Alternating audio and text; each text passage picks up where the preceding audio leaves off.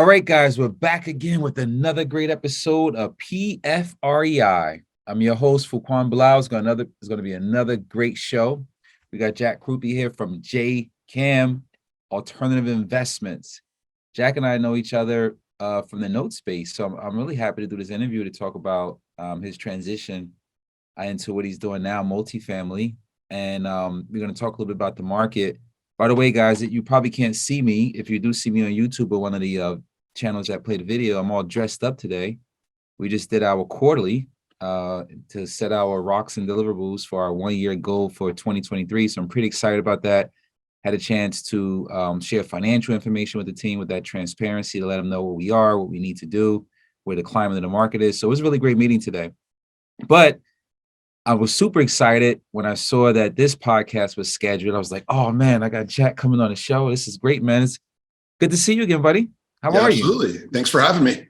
All right. For those who don't know you, who's probably been under a rock somewhere, you could tell them your story, your journey, and a little bit more about you. Sure. So I've been in real estate 20 years, over 20 years at this point.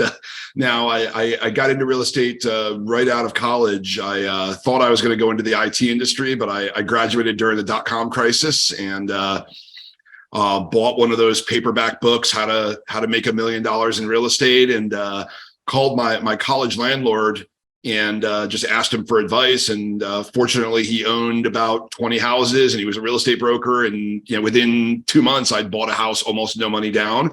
Wow. And really just rode that kind of that infomercial dream of buying houses, low money down. I did subject to, I was wholesaling. I got my broker's license and was, brokering some transactions. So up until 2008, I really just dove right in head first and learned the business. So then when the financial crisis happened, I wanted to relocate back towards, I grew up in New Jersey and always wanted to live in New York City. So everything had somewhat frozen in Rochester, literally and figuratively, when I was up there. So moved down to New York and was fortunate to find a job at a private equity fund buying non-performing mortgages. So I was on Wall Street in November of 2008 and, the bleeding edge of the financial crisis. And that's where we met soon after. And that was probably the trade of the decade for sure, was buying non-performing mortgages. It was a amazing business. It still is. It's just not, the volume of deals isn't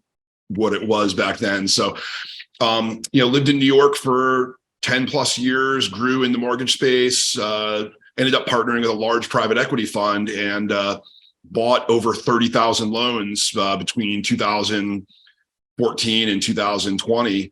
And, was doing great. We had incredible growth, but eventually, I got into real estate to have that passive income and that financial freedom. And I ended up creating myself a job and, it was a lot of hours and, was oftentimes looking at Excel spreadsheets and, yelling at foreclosure attorneys or yelling at vendors. And it turned into more of a corporate role than I was looking for. So I'd been passively investing in multifamily and various syndicated asset classes. And a number of the groups I had success with said that there was room in the industry for me to create my own fund and essentially invest into syndication deals and help passive investors invest alongside me. Because I could never take investors when I was in New York. We had pension funds and family offices and larger groups. I had so many friends and family and people that wanted to invest that I just didn't have a vehicle to help them. So it's been a great transition for me. I also moved to sunny Puerto Rico and love the weather and the community down here. And so now I run JKAM Investments from Puerto Rico, and we invest in the Southeast and the Sun Belt across primarily multifamily, but other syndicated asset classes, self-storage, mobile home parks, etc. Yeah, that's awesome, man. So you just skipped past the whole fish in the refrigerator story, man. My guests got to hear that. Oh man. So I remember that story. Yeah. So, I mean, it's one of the joys of being a landlord. Everybody thinks, you watch these house flipping shows and you think life is so glamorous. One of our evictions, the tenants, I guess, were either they were a little spiteful or just really careless because they had went fishing the day before and they had a couple pretty big fish in the freezer, and they ended up moving out, got evicted, the power's off, and they left the freezer closed with a couple fish in there, and it stewed for a week in the middle of summer before we got to clean out the property. So I just remember driving by to check on it, and I see my two maintenance guys. The stairwell was so tight that they had to actually take the door off of the refrigerator and freezer to get it down the stairs, and the smell was horrific. And so you've got the two maintenance guys, and the guy up top actually lost his lunch and threw up as they're carrying the thing down the stairs. And I'm outside and laughing and kind of not trying to throw up myself, because I'm it's like that school bus effect, or what they said, the vomino effect of once one person goes, the other ones start going. So it was it was a lesson on the joys of being a landlord, and why I try to structure into larger deals where I don't have to deal with that anymore. Yeah, that was funny when you told me that. I was like, that's crazy. I could imagine you trying to carry a refrigerator out and fish falling all over you, but you was viewing that. So let's talk about what's happening in the current market, man. So I know you made the pivot to multifamily. We both actually did over the last couple of years. We both came from the note business. I saw it right in the wall, right? So regulations started to hit, pricing started to increase. You really couldn't get it. The bang for the buck, or the returns or yields, at least on my side, I wasn't seeing that. So I knew I had to make a pivot. When I met up with you years later, he was like, yeah, I'm doing multifamily. I was like, oh, that's awesome, man. So what are you seeing right now in the marketplace? We were just talking a little bit about before I press record that things are slowing down a little bit. The deals are, it's coming around, but it's slowing down. I think the sellers are coming into a realization that this thing is real. The rate just increased again. So let's talk a little bit about that. What are you seeing on your end, man? Sure. So a couple things, the headlines that you'll see on CNBC are very different than what we're really doing in the multifamily market. So if you see a headline on CNBC about just the housing market crashing, the type of multifamily, the type of value add type of deals that you invest in, I invest in, completely different than what the standard headlines that you're going to see in the Wall Street Journal or CNBC.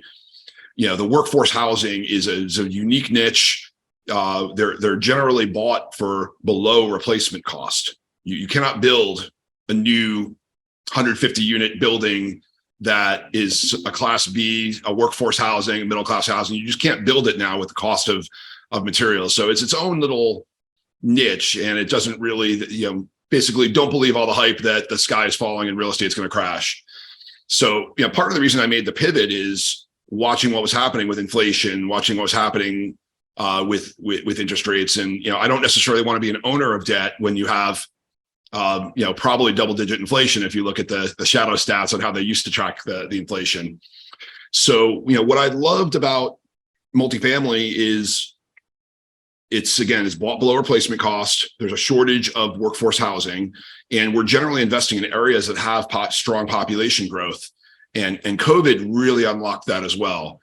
There's maybe 10, 20% of people who can work remote now that couldn't a few years ago. And that's amazing for these areas in the Southeast and the Sun Belt where people are moving. The other thing is the average baby boomer turned 65 this year. So just demographically, they may move from the Northeast, and most of the baby boomers are probably going to buy a single family house. But that again starts pricing out and propping up the pricing for the larger single family houses. And you have the workforce housing that can't afford $300,000, $400,000 to $500,000 for a single family. And with interest rates higher, it makes it even harder. The payment is practically doubled for what you'd have to pay now for a mortgage compared to a year ago. So I think there's still, even with interest rates moving up, there's still a lot of positive things happening. And to your point about the sellers, prices have certainly adjusted. I think many sellers are realizing now that any buyer who's going to buy has to factor in a higher interest rate, and that ultimately affects the income that the building can generate. And most sellers are savvy enough to realize that. And, they're adjusting accordingly, but most of them don't have to sell either. And unless they have a balloon payment or a life event, some sellers may sit it out and wait to see what happens with rates. If rates go down, prices will likely, start to creep up again. But we said this before the call as well. I think I want to make sure the audience hears it.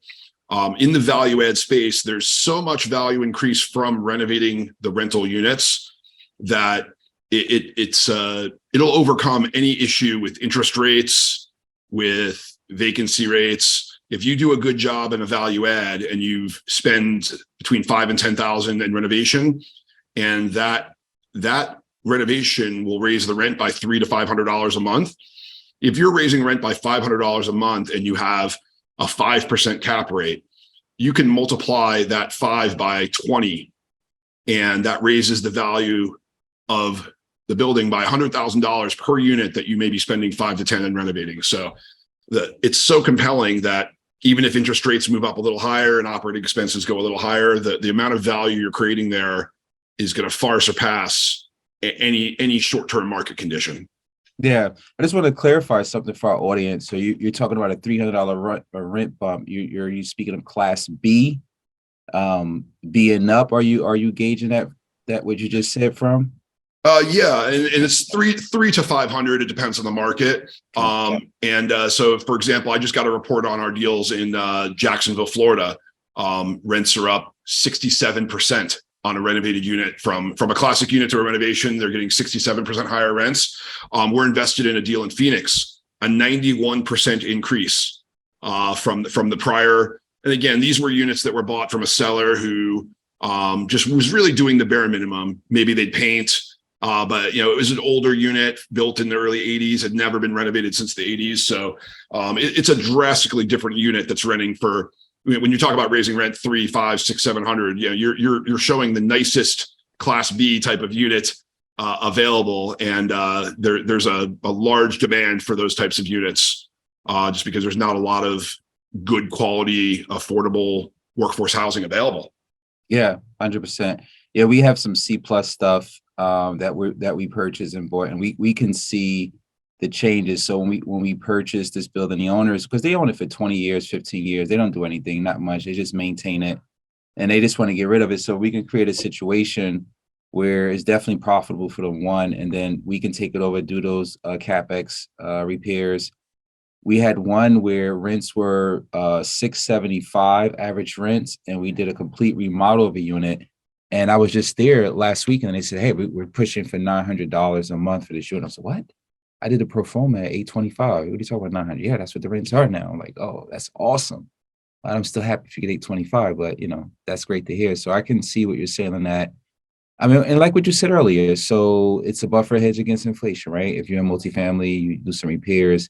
It depends on its market, guys. I want to specify this is market related discussion we have in local. It's not across the board. We're saying, hey, in this town, you're going to get this, in that town, you're going to get that. So where he's investing at, he's giving you examples of areas he in. So are you in, you mentioned Phoenix, that's kind of, you mentioned Jacksonville, Florida. Do you have specific target market that you're in or several geographic it's several markets areas your strategy is in?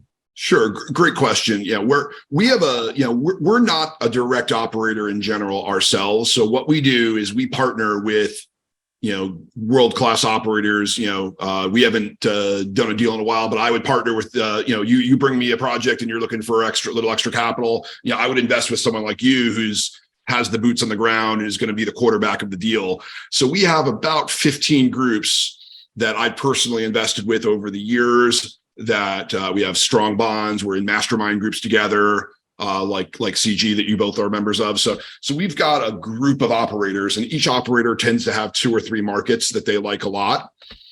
And I want to be diversified. So I like that through one fund, I can invest across multiple operators in multiple markets. So that's what we like to do. We like to spread it around. So we follow the operator first, and then the market is sort of secondary. And, our operators are generally choosing growth markets. So, we're in Augusta, Georgia, we're in Atlanta, we're in Phoenix, Dallas, Vegas, we're in Charlotte, North Carolina.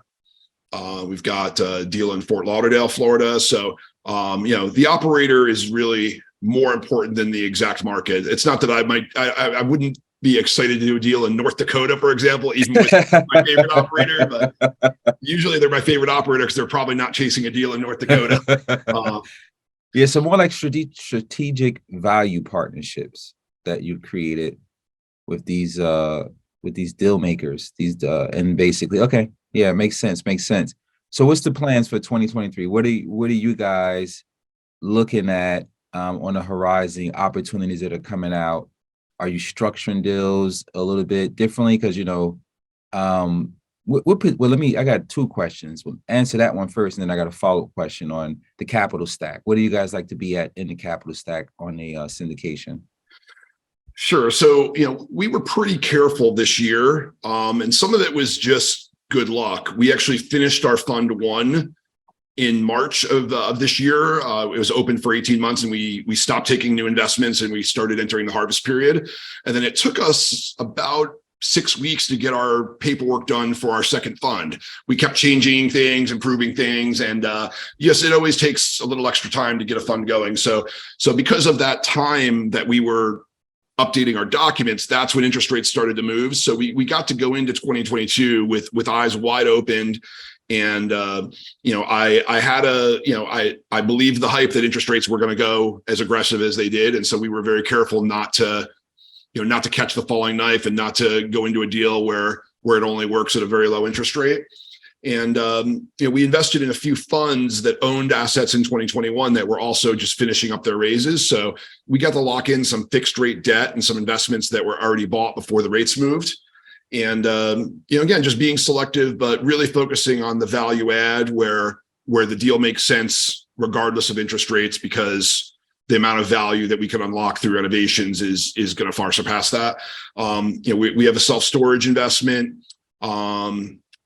mobile home parks we haven't done, but we like those. It's the classic recession resistant asset classes.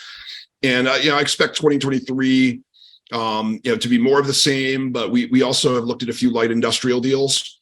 I think it's a great and growing asset class. And, the contractors, the plumbing companies, they need a place to have an office and also have a workshop. And obviously the Amazons, the e-commerce, there's always a need for industrial. So those are other asset classes we look at. And then the last thing I've spent a fair amount of time on is oil and gas. Not necessarily for me for tax purposes, just as a real estate professional, but I found that oil and gas can offset active W-2 income. And I have a number of investors that are very, high earning professionals that the depreciation only helps them so much. They get tax deferred income from me, but they can't really use it against their active income, but oil and gas can. So I tested a few deals personally, just to get to know the market, and they're going really well. And it's something I'll probably continue to have as a 5 to 10% allocation of my own portfolio, and may get more involved on the fund side in the future. So that was part one, and I'm sorry I babbled enough. I forgot. Oh, no, so were you guys on the capital stack? Are you like mezzanine? Are you, because after the senior debt, are you LP, GP? What do you guys like to be on those type of deals? So we're generally LP with better deal terms.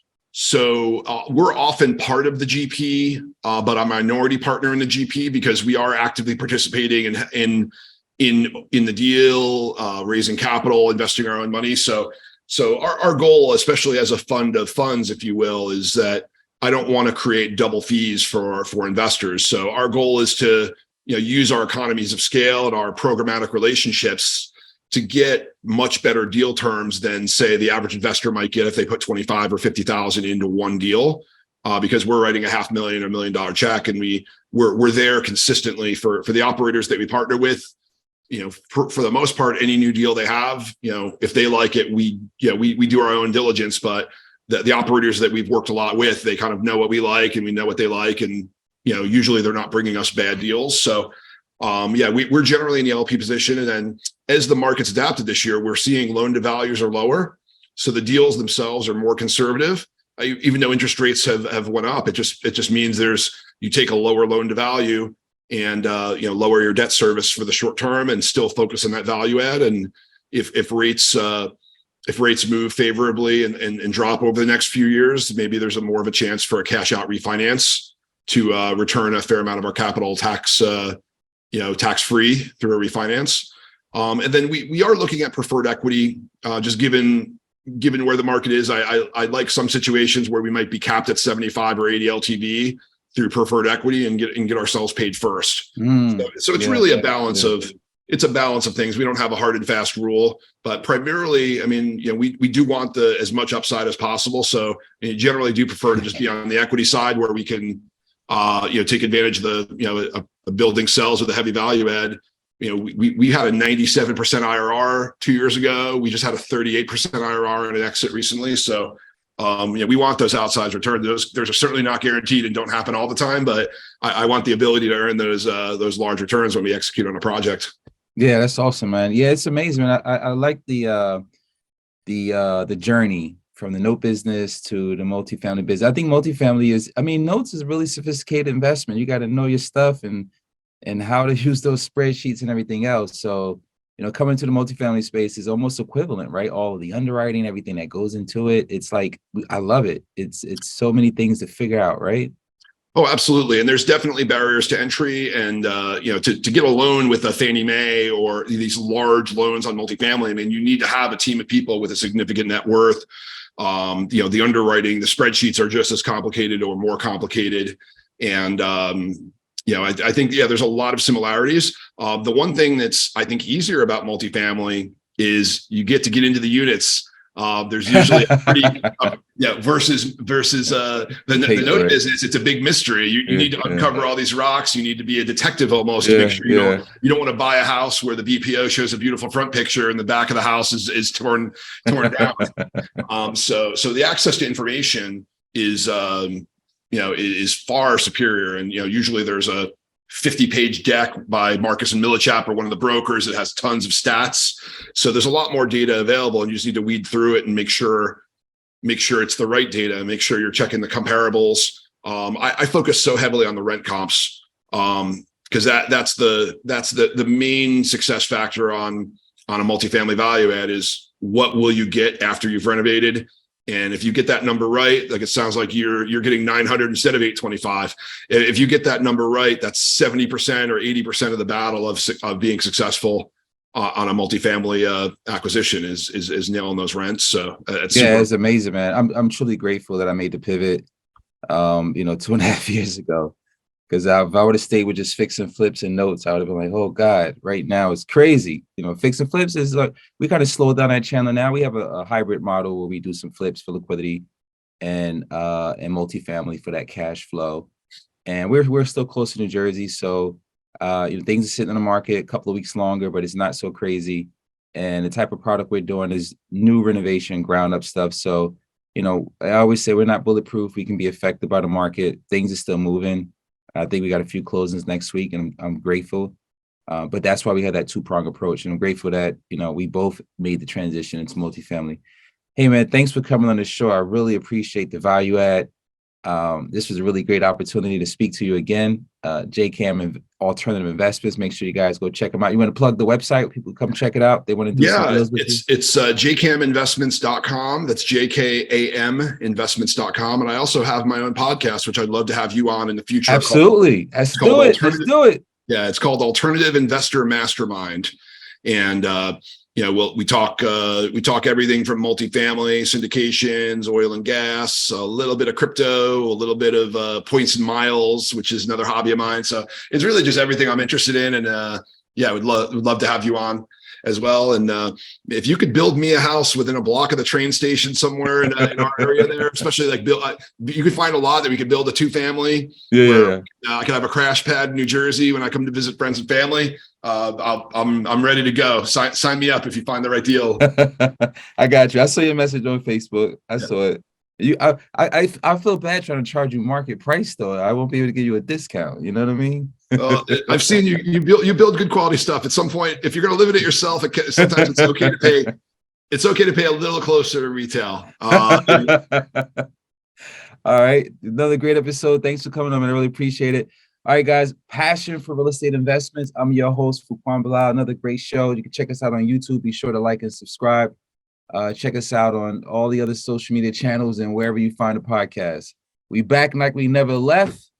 I'm glad I'm back on the scene doing podcasts. It's great. I learn something every time.